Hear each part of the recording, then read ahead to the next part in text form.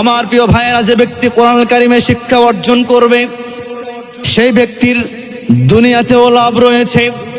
যে কোরআন শিখবে তার আখিরাতেও লাভ আছে। যে কোরআন বাদ দিবে শুধু তার দুনিয়া হবে, আখিরাত হবে না। যে কোরআন সুন্নাহকে বাদ দিবে তার পরিবার ধ্বংসের মধ্যে চলে যাবে।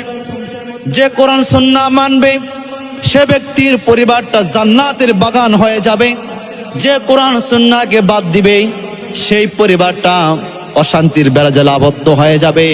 যে পরিবার কোরআন সুন্নাহ মানবে, কোরআনের পথে থাকবে, কোরআন বুঝবে, কোরআন মানবে, কোরআন মোতাবেক নিজের জীবনকে গঠন করবে, আল্লাহ পাক এই ব্যক্তিদের সংসারের মধ্যে বালা মুসিবত থেকে তাদেরকে হেফাজত করবেন। সুবহানাল্লাহ বিহামদিহি।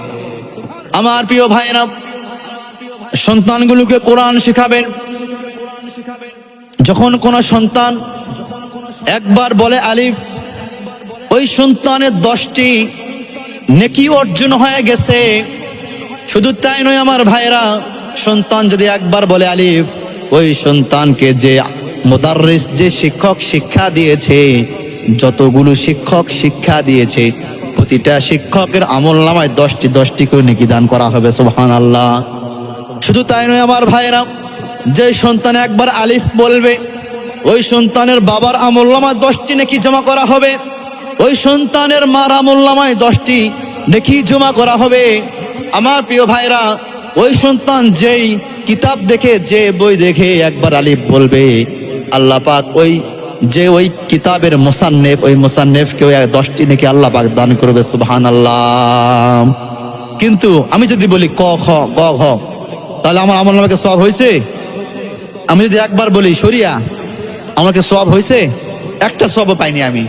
কিন্তু এখন আমি যদি বলি আলিফ, এই আলিফ আমি 10টি নেকি অর্জন করতে পারলাম। আমার আব্বার আমলনামায় 10টি নেকি জমা হয়ে গেছে, আমার মার আমলনামায় 10টি সওয়াব নেকা হয়ে গেছে। আপনারা যারা কথা শ্রবণ করছেন, আপনাদের প্রত্যেকের আমলনামায় 10টি করে নেকি জমা হয়ে গেছে। সুবহানাল্লাহ। এবং এই মসজিদে লাইট ফ্যান চলতেছে, সাউন্ড বক্স যারা দিয়েছেন, ফ্যান যারা দান করছে, এই ছাদ টাইলস যারা দান করছে, প্রত্যেকের আমলনামায় 10টি করে নাকি জমা হয়েছে। সুবহানাল্লাহ বিহামদিহি। কিন্তু একবার যদি শরীয় বলে যে সব হয়েছে, হয় নাই। আমার প্রিয় ভাইরা, শুধু তাই নয়, তালেবুল ইলম যারা কোরআন শিক্ষা করে, এই তালেবুল ইলম যদি কোনো রাস্তা দিয়ে কোনো এলাকায় যদি ঢুকে যায়, আমার নবীজি বলছে ওই এলাকার 40 দিন পর্যন্ত সমস্ত কবরস্থানের রুহদের কবরের আযাব বন্ধ করে দেওয়া হয়। সুবহানাল্লাহ। যারা কোরআন শিখবে, এই ছাত্ররা কোনো রাস্তা দিয়ে যদি কোনো একটা এলাকায় ঢুকে যায়, 40 দিন ওই এলাকার সমস্ত মাইয়েতের আযাবকে বন্ধ করে দেওয়া হয়। আচ্ছা, একজন স্কুলের ছাত্র যদি একটা এলাকায় বেড়াইতে যায়, ওই এলাকার সমস্ত কবরবাসীর কবরের আযাব কি বন্ধ হয়? এইরকম কি কোনো দলিল আছে কোরআন শরীফে? কোরআন সুন্নাহ কোনো দলিল আছে? কোনো দলিল নাই, কেউ বলতে পারবে না।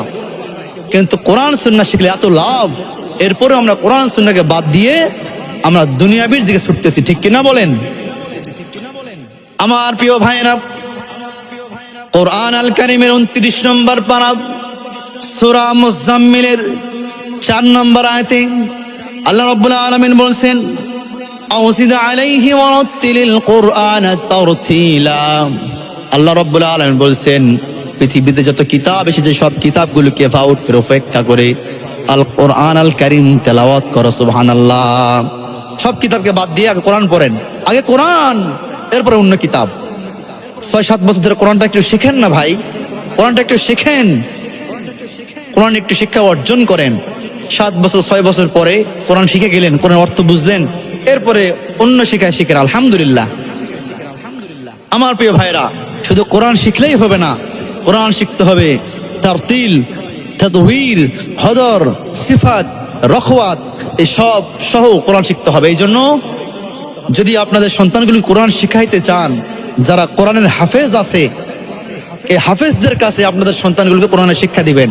তাহলে আপনার সন্তানগুলো ছোটবেলা থেকে কোরআন সহি শুদ্ধ করে শিখতে পারবে। কারণ হাফেজদের তেলাওয়াত অত্যন্ত সহি হয়। আর যারা গয়রে হাফেজ আছে, এদেরও সহি আছে কিন্তু খুবই কম। সুতরাং হাফেজদের কাছে আপনারা বেশি কোরআন শিখবে বলে ইনশাআল্লাহ।